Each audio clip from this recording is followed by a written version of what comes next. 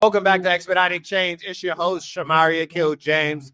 Listen, I appreciate y'all pulling up on us, and they brought me back to CBC again, y'all. I didn't get kicked out, bro. Like, you know what I mean? We did our thing, and they brought us back, and it's because of you. It's because of my viewers. I appreciate y'all. And listen, man, Expediting Change, I know we talk about financial wellness. We talk about getting to the bag. We talk about spiritual wellness, and we talk about being you.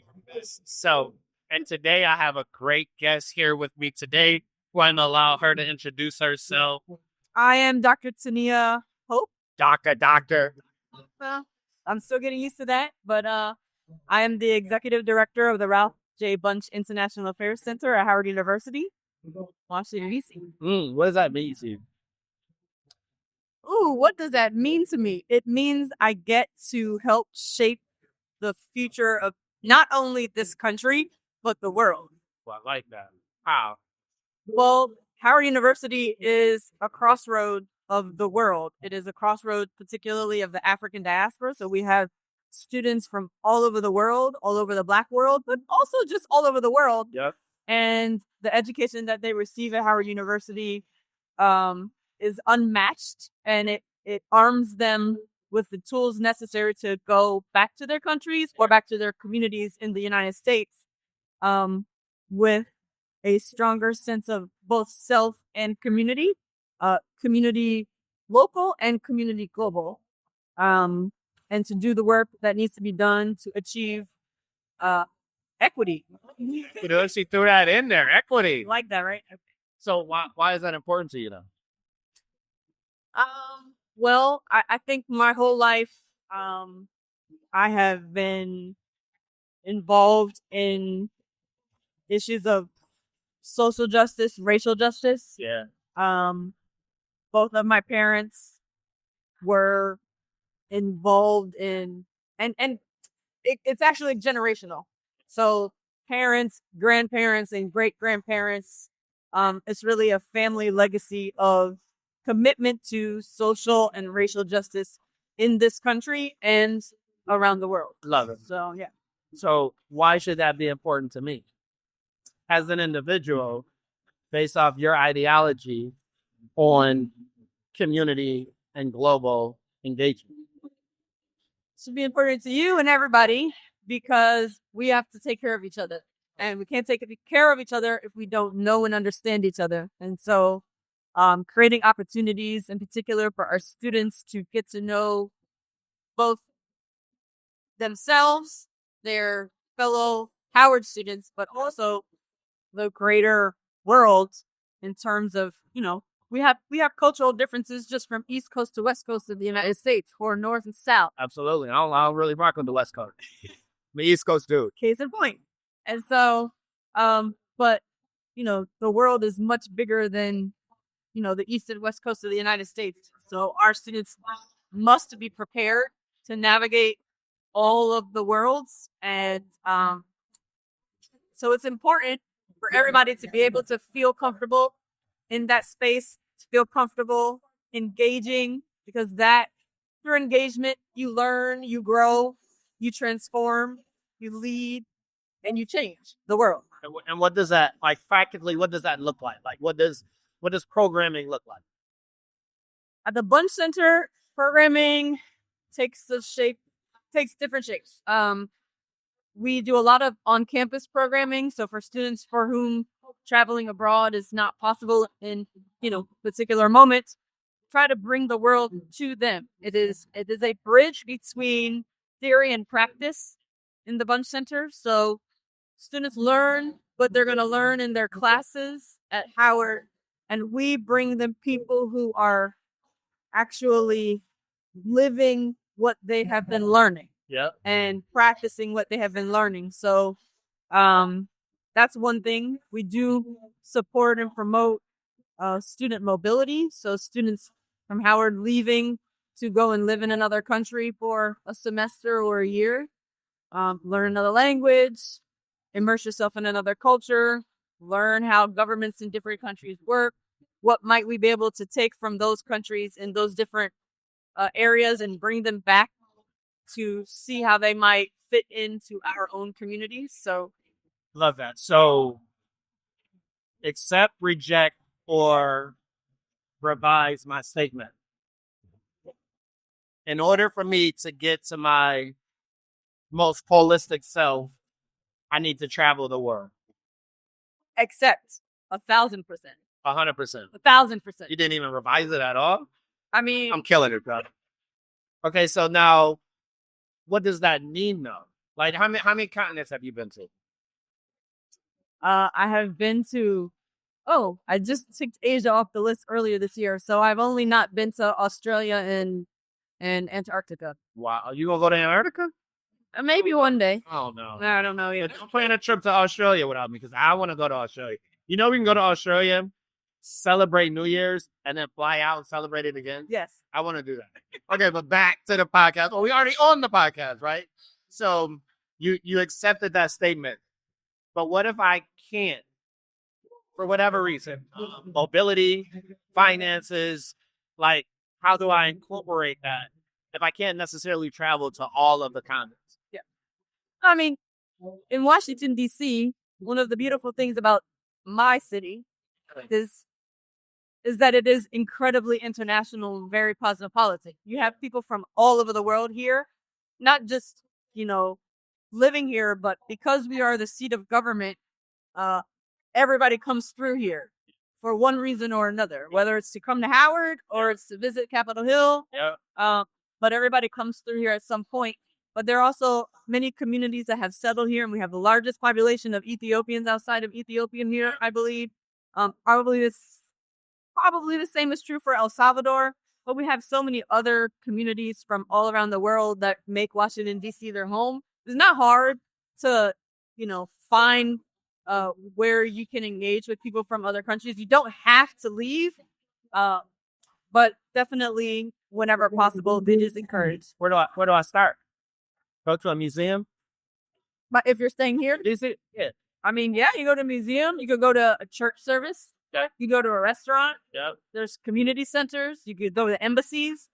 There's a lot of different places you can go. Yeah. What is your favorite place to travel to? In the world? Yeah. Ooh, we're talking global. I'm not talking about Ben Silly Ball. So I am a Latin Americanist and I love Latin America. Okay. But Istanbul, Turkey is so far my favorite city on the earth. Istanbul. Turkey. Hands down. Why?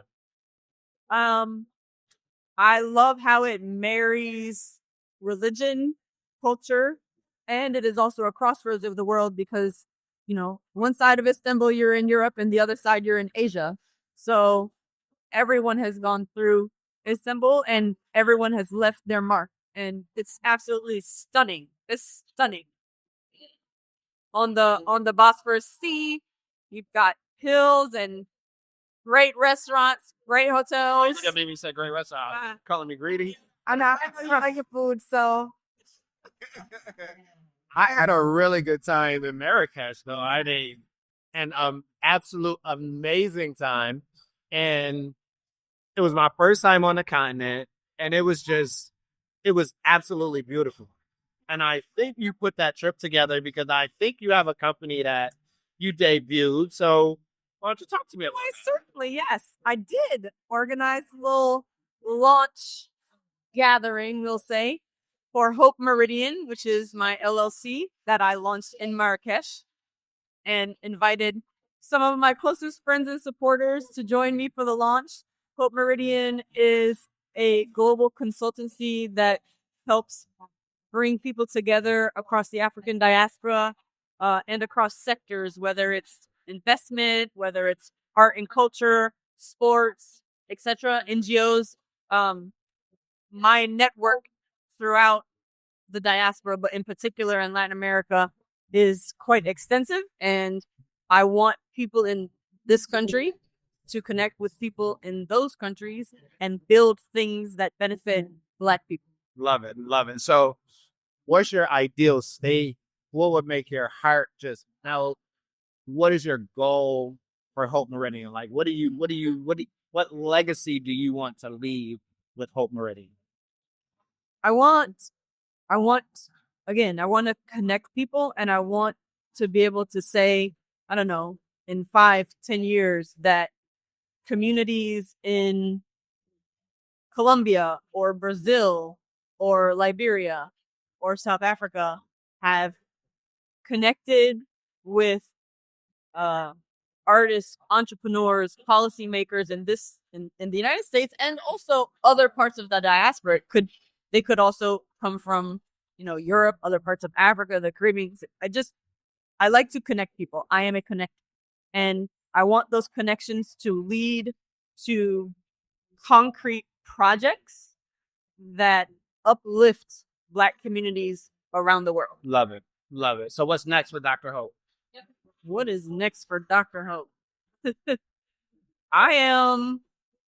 I just got back from everything is a blur. I just got off the train from New York where I was doing some events for UN General Assembly, but before that I was in Barranquilla, Colombia, at a forum of parliamentarians from Europe, Africa, and Latin America. And I just want to keep connecting people, whether it's my students at Howard with opportunities to travel abroad or learn from people from different places and spaces, or with Hope Meridian, connect people like, I don't know if I can say, I won't say people because people aren't ready yet, but, business owners, for example, and connect them with entrepreneurs, young Black entrepreneurs in Colombia, for example, or Brazil to build things. So, there's a lot of change happening at Howard University right now. I'm excited for what is to come. So I'm really looking forward to seeing what else we can build and grow at Howard. But all of that is related to Hope Meridian, etc. I love it. So how can I reach you at Hope Meridian? How can they reach you at Hope Meridian? Hope at hopemeridian.com. That's the best one. But www.hopemeridian.com. I'm on Instagram, Hope Meridian on Instagram. Yeah, I don't think I made a Facebook page. So Instagram is sufficient. Yeah. Dr. Hope came and blessed us. You see how she threw that in there, was like, yeah, I just got off the train from the UN and came and pulled up on you. You know what I'm saying? So I'm here, you know what I mean? But I just came from the UN. The point, I believe, what I got out of the conversation with Dr. Hope, when I asked that explicit question, you have to be able to take the tunnel vision off, right? And see other people, places, and things. I do not say that from a place of privilege, right? Because, of course, I can afford to go just about anywhere I want to go. But I was very intentional about saying if finances or some type of debilitation, asking that question. And Dr. Hope said, go to a restaurant.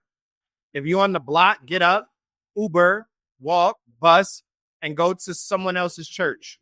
Go to a restaurant, as she said. Go to a Latin American festival. If you're in Buffalo, go to the Grease Pole Festival. When they climb up that grease pole and they fall, it's funny as hell. Y'all, okay, I'm digressing.